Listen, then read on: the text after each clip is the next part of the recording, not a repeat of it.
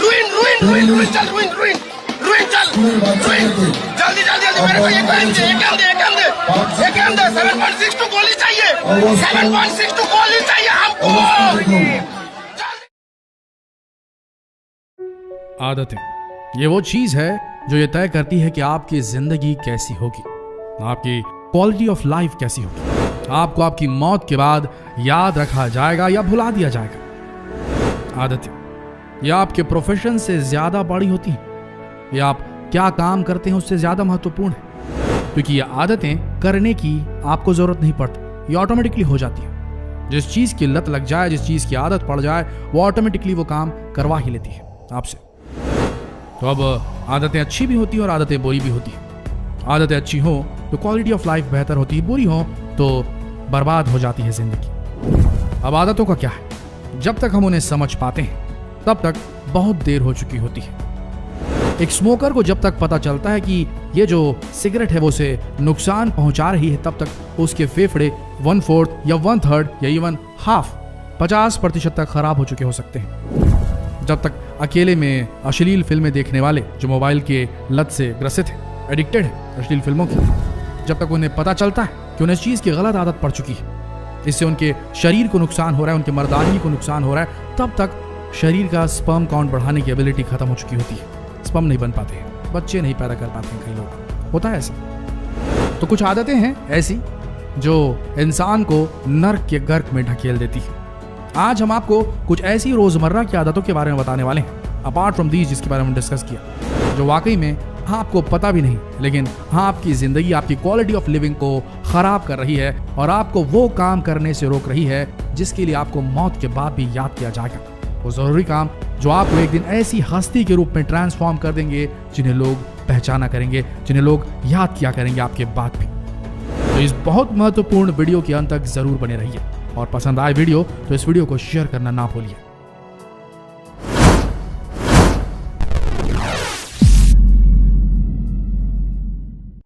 आदत number 1, nice guy syndrome. Nice guy, आप समझते हैं इस चीज को, या हर चीज को हाँ कहने वाला, सेइंग यस टू एवरीथिंग। आपको ऐसे कई लोग मिल जाएंगे आपके आसपास, या शायद आप भी उनमें से एक हो जिन्हें नाइस गाय सिंड्रोम होता है। यानी कि ये लोग वो होते हैं जो अच्छा बना रहने के लिए कभी भी किसी को किसी काम के लिए मना नहीं कर पाते।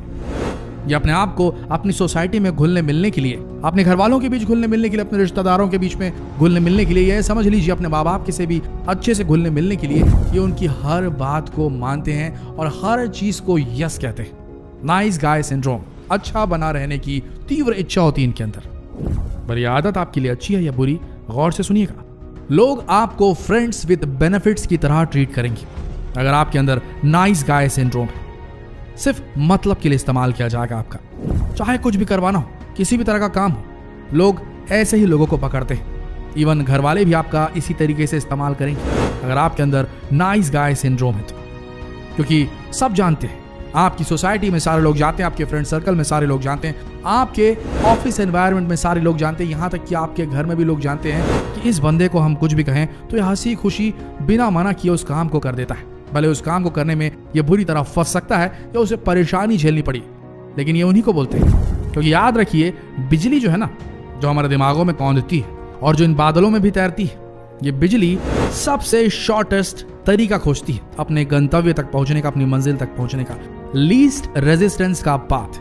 तो किसी को भी कोई काम करवाना होता है तो हम मनुष्य, हम इंसान, हम ह्यूमन बीइंग्स इस तरीके से वायर्ड है, हमारा दिमाग इस तरीके से प्रोग्राम्ड है कि हम वो तरीका खोजते हैं जिसमें कम से कम मेहनत लगे और ज्यादा से ज्यादा एफिशिएंसी से वो काम हो जाए। इसी बीच इस कंडक्शन, इस काम को दूसरे लोगों के काम को पूरा करने के चक्कर में, दूसरे लोगों के गोल तक पहुंचने के चक्कर में आप इस्तेमाल हो जाएंगे अगर आप नाइस गाय सिंड्रोम से ग्रसित हैं तो। पहले अपना देखना शुरू कीजिए। फर्स्ट अपने बारे में सोचिए, समझिए कि कोई और शख्स, कोई और एंटिटी, चाहे वो घर का आदमी हो, चाहे बाहर का आदमी हो, चाहे रिश्तेदार हो, चाहे सोसाइटी वाला हो, चाहे फ्रेंड सर्कल हो, वो आपसे अगर कुछ करने बोल रहा है तो उसके पीछे उसकी मंशा क्या है और वो आप ही के पास क्यों आया है। क्या वो आपके पास सिर्फ काम के लिए ही आता है, या वो किसी स्पेशल रीजन के लिए आपके पास आता है, या यूं भी टाइम स्पेंड करने आ जाता है, उसको आपकी कंपनी पसंद है। सोच के देखिए, अपना इस्तेमाल होने से अपने आप को बचाइए। अगर वो टाइम स्पेंड करने आता है तो उसे आपके साथ रहना पसंद है, वो आपके काम आ सकता है। और ऐसे लोग जो आपको तभी याद करते हैं जब उनको आपकी जरूरत है, तो फिर ऐसे लोगों के बीच रहना मुश्किल है। तो ऐसा करने के लिए आपको लोगों से दूर होने की जरूरत नहीं। आप ये नाइस गाय सिंड्रोम से अपने आप को डिटैच कर लीजिए। जैसे ही आप नाइस गाय सिंड्रोम से अपने आप को डिटैच कर लेंगे, आपको समझ में आ जाएगा, जब आप लोगों को ना कहना शुरू करेंगे, बहाने बनाना शुरू करेंगे, यार मैं अभी बिजी हूं, यार ये मुझसे नहीं हो पाएगा, यार मैं ऑलरेडी ऑक्यूपाइड हूं, ये आप किसी और को बोल दीजिए, मैं मदद करना चाहता था पर नहीं कर पा रहा हूं। जब आप ये बोलना शुरू करेंगे तो आपको असल में समझ में आ जाएगा कि कौन आपके पास है, कौन आपके दूर है। उसके बाद जो लोग जरूरी हैं उन्हें अपने आसपास रहने दीजिए, उनके साथ आप थोड़ा मोड़ा नाइस गाय खेल खेल सकते हैं, लेकिन हर चीज को हाँ बोलना, सबके सामने अच्छे बने रहने की छवि करना। कोई आपको चिल्ला के जा रहा है और आप नाइस गाय बन रहे हैं, उल्टा बोलिए उसको, जरूरत है इस जमाने में जीने के लिए इन चीजों की। तो नाइस गाय सिंड्रोम से पहले छुटकारा पाइए, ये आदत बुरी है। अच्छा बनना हर वक्त आपको अच्छी क्वालिटी ऑफ लाइफ दे देगा, इसका कोई श्योरिटी नहीं है, इसकी कोई गारंटी नहीं। आगे बढ़ते हैं। स्टेइंग विद नेगेटिव पीपल, नकारात्मक लोगों के बीच रहने की आदत पड़ गई। लड़की है, प्यार में पड़ गई, बॉयफ्रेंड नेगेटिव है, बार बार उसका शोषण करता है, सेक्सुअल शोषण करता है, अलग अलग तरीके से उसको बोलता है, अपने दोस्तों के सामने उसका इस्तेमाल करता है, उसे नीची नजरों से देखता है, उसको बस अपने इस्तेमाल की चीज समझता है। जब जरूरत पड़े तब सोना बेबी कहता है और बाकी टाइम में छोड़ देता है। लेकिन लड़कियां फंस जाती, डिपेंड हो जाती, नेगेटिव पीपल्स के चक्कर में आदत पड़ जाती है उनकी, और यह आदत उनकी जिंदगी बर्बाद करके रख देती है। वो ऐसा स्कार बनाती है, ऐसा घाव बनाती है आत्मा के ऊपर में कि अगली बार वो उठ करके कॉन्फिडेंस से किसी और की तरफ उतने आत्मविश्वास से देख नहीं पाती है। ये रियलिटी है। अगर लड़कियां वीडियो देख रही होंगी तो वो हाँ ही कहेंगी कमेंट पे, ना नहीं कहेंगी। और ये बात लड़कों की, ऐसा केस लड़कों के साथ भी होता है जब लड़कियां नेगेटिव होती हैं और ऐसा कुछ करती हैं तो। और साथ ही कुछ ऐसा भी हो जाता है कि हम अपने घर में रहते हैं, हमारे रिलेटिव्स होते हैं, कुछ टॉक्सिक किस्म के रिलेटिव होते हैं जो हर समय आपको क्रिटिसाइज करेंगे, आपको नीचा दिखाने की कोशिश करेंगे, आपके साथ सिंपैथी बरतने की कोशिश करेंगे, आपको कभी एम्पैथी नहीं देंगे, आपके ऊपर दया भावना दिखाने की कोशिश करेंगे।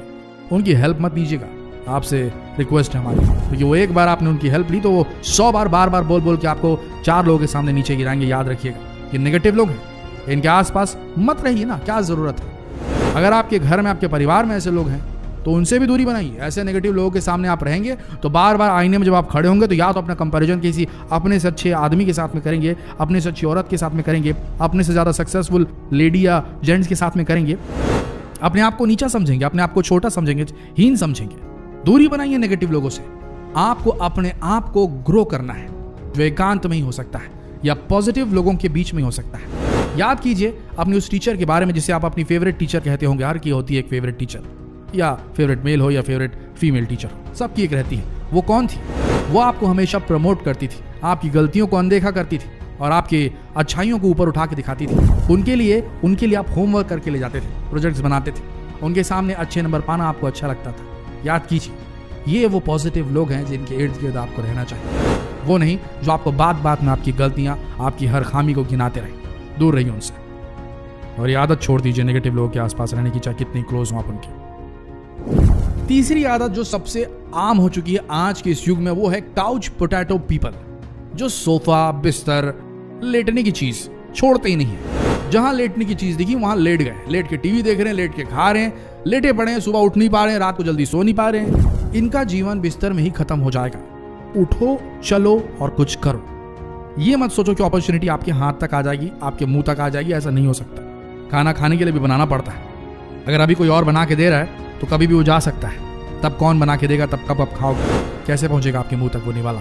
सोच के देखा है कभी? काउच पोटैटो बनना, दिवा स्वप्न, डे ड्रीमिंग करना, एक दिन मैं बड़ा आदमी बन जाऊंगा, एक दिन मुझे ऐसी अपॉर्चुनिटी मिलेगी, एक दिन मैं खूब पढ़ाई करूंगा, एक दिन मैं ताबड़तोड़ मेहनत करूंगा और प्रमोशन पाऊंगा, ये कभी नहीं होने वाला। ये जो दिवा स्वप्न आप देखते हैं अच्छी बात है, पर उसके लिए कितने स्टेप्स आप उठा रहे हैं अपने बिस्तर से उठकर?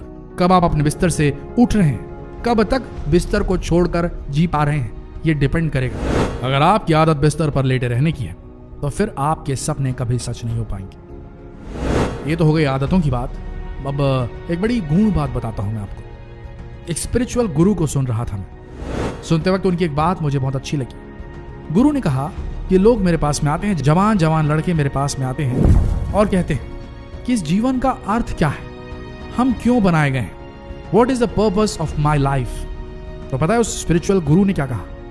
उस स्पिरिचुअल गुरु ने कहा तुम्हारा जीवन तो व्यर्थ है, किसी काम का नहीं है, व्यर्थ है। हर इंसान जो इस धरती पे जन्म लेता है उसका जीवन व्यर्थ ही होता है, निरर्थ होता है। अर्थ उस व्यक्ति को खुद से देना होता है, कुछ रचना होता है, कुछ बनाना होता है, कुछ क्रिएट करना होता है। थोड़ी सी मोहब्बत भी करनी पड़ती है, थोड़ा सा जलना भी पड़ता है, थोड़ी मेहनत भी करनी पड़ती है, थोड़ा दुखी भी होना पड़ता है, कुछ बनाना पड़ता है, कुछ रचना पड़ता है। आपको अपने जीवन का अर्थ खुद ही ढूंढना पड़ेगा। उठिए, जागिए और कुछ करिए, कुछ बनाइए, कुछ क्रिएट कीजिए और अर्थ दीजिए। ये मत सोचिए कि ऊपर वाले ने आपको एक अर्थ देकर के भेजा है, आपके जीवन को कोई पर्पस देकर के भेजा है। कुछ भी डेफिनेट नहीं है, प्री डिफाइंड नहीं है, सब आप पे निर्भर करता है कि आप अपने जीवन को कौन सा अर्थ दे सकते हैं। आप समझ रहे ना, सबका जीवन व्यर्थ है, अर्थ आपको देना है। जब एक चिड़िया सुबह सोकर उठती है तो वो अपने जीवन को अर्थ देती है। कैसे? कीड़ों को मारकर, उन्हें अपने बच्चों को खिलाकर। कीड़े कम होते हैं और अनाज और फसलें बच जाती हैं, तब आप और हम खाना खा पाते हैं। उसने अपने जीवन को एक अर्थ दिया है क्योंकि वो उठी और चली और काम किया उसने। अगर आप बिस्तर पर पड़े रहेंगे, कुछ नहीं करेंगे, अपने जीवन के अर्थ को यहां वहां खोजते रहेंगे, तो जीवन आपका व्यर्थ ही रह जाएगा। सब कुछ है और आपके अंदर है। कुछ रचिए, कुछ बनाइए, कुछ कीजिए और अपने जीवन को एक अर्थ दीजिए। इन आदतों के चक्कर में ना पड़े रहिए, बुरी लतों के चक्कर में ना पड़े रहिए। आशा करते वीडियो आप सबको पसंद आया होगा। अगर कुछ काम का लगा यारों तो शेयर कर देना, हमें भी अच्छा लगेगा। और अगर इन बातों से किसी का भला हो जाए तो और भी अच्छा, तो शेयर जरूर करना। मिलते हैं कल एक और बेहतरीन वीडियो के साथ। तब तक के लिए आप सबका इस वीडियो के अंत तक बने रहने के लिए दिल से धन्यवाद।